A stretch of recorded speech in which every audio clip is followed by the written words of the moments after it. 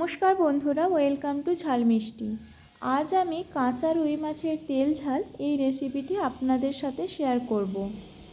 তার জন্য আমি এখানে দুটো রুই মাছের পেটি নিয়েছি। এবার তার মধ্যে দিচ্ছি 1 চামচ পরিমাণ লবণ আর 1 চামচ হলুদ গুঁড়ো দিয়ে ভালো করে মাছের সাথে আমি লবণ হলুদটা মাখিয়ে নেব। এইভাবে মেখে আমি 10 মিনিটের জন্য রেখে দেবো। আপনাদের হাতে কম সময় থাকলে আপনারা 5 মিনিটও রেখে দিতে পারেন। এরপর একটা বাটির মধ্যে আমি দিয়ে দিচ্ছি 2 চামচ পরিমাণ সাদা সর্ষে আর দিচ্ছি একটা কাঁচা লঙ্কা। আপনারা যেরকম ঝাল পছন্দ করেন সেরকম লঙ্কাটা বাড়িয়ে কমিয়ে নেবেন। এবার সেই বাটা মশলাতে আমি জল দিয়ে সর্ষেটা ভালো করে মিশিয়ে নেব জলের সাথে। তাহলে সর্ষের খোসাটা জলের নিচে থিনিয়ে যাবে। আমি সর্ষের খোসা রান্নায় ব্যবহার করব না, শুধু জলটা ব্যবহার করব। এদিকে কড়াইয়ের মধ্যে আমি দিয়ে দিচ্ছি 3 চামচ পরিমাণ সর্ষের তেল।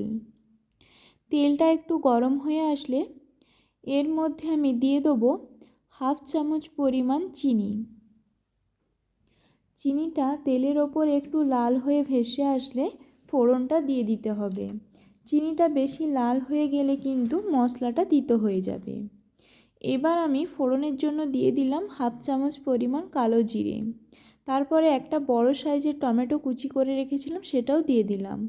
আর দিয়ে দিলাম একটা মিডিয়াম সাইজের পেঁয়াজের অর্ধেকটা কুচি করে রেখেছিলাম সেটা দিয়ে 1 মিনিটের মতো নাড়াচাড়া করে এর মধ্যে আমি দিয়ে দেবো কিছু স্প্রিং অনিয়ন কুচি করে রেখেছিলাম সেটা। এগুলো দিয়ে ভালো করে 2 থেকে 3 মিনিট একটু ভেজে নিতে হবে। টমেটোটা যাতে তাড়াতাড়ি গলে যায় তার জন্য আমি এখানে দিয়ে দেবো 1 চামচ পরিমাণ লবণ আর দিয়ে দেবো 1 চামচ পরিমাণ হলুদ গুঁড়ো দিয়ে আবারও ভালো করে সব উপকরণগুলো মিশিয়ে নিয়ে ভেজে নেব। আমি ভালো করে আমার সব উপকরণগুলো লাল লাল করে ভাজা হয়ে গেছে। এবার আমি সর্ষে আর জল দিয়ে যেই মশলাটা বানিয়ে রেখেছিলাম সেটা দিয়ে দিলাম। দেখুন সর্ষের কিন্তু খোসাগুলো আমি দিলাম না, সেগুলো কিন্তু খুব সুন্দরভাবে নিচে থিনিয়ে গিয়েছিল। এবার ওই বাটিরই আরও 1 বাটি জল আমি দিয়ে দিলাম, দিয়ে জলটা একটু ফুটতে দেবো।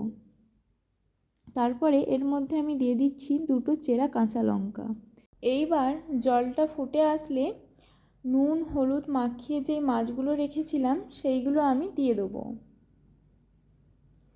মাছগুলো দিয়ে এবার আমি ঢাকা দিয়ে 10 মিনিটের জন্য রান্না করে নেব। 10 মিনিট পর মাছের একদিকটা খুব ভালোভাবে সেদ্ধ হয়ে গেছে, আবার অপরের দিকটা দিয়ে আমি উল্টে দিচ্ছি যাতে এই দিকটাও খুব ভালোভাবে সেদ্ধ হয়ে যায়। আবারও ঢাকা দিয়ে 10 মিনিটের জন্য রান্না করে নেব। 10 মিনিট পর আমার গ্রেভিটা অনেকটা শুকিয়ে এসেছে। এবার আমি উপর থেকে দিয়ে দিচ্ছি 1 চামচ পরিমাণ সর্ষের তেল। তেলটাকে দিয়ে ভালো করে মশলার সাথে একবার মিশিয়ে নিচ্ছি। ভালোভাবে আমার মেশানো হয়ে গেছে আর তৈরি হয়ে গেল আজকের এই কাঁচা রুই মাছের তেল ঝালের রেসিপিটি। একঘেয়েমি মাছ ভেজে রান্না না করে কাঁচা মাছ এইভাবে বানিয়ে দেখতে পারেন। গরম গরম ভাতের সাথে খেতে এটি দুর্দান্ত লাগে। বন্ধুরা, আজকের এই রেসিপিটি আপনাদের কেমন লাগলো তা অবশ্যই কমেন্ট করে জানাবেন। আর যদি ভালো লেগে থাকে তাহলে অবশ্যই লাইক করবেন এবং শেয়ার করবেন।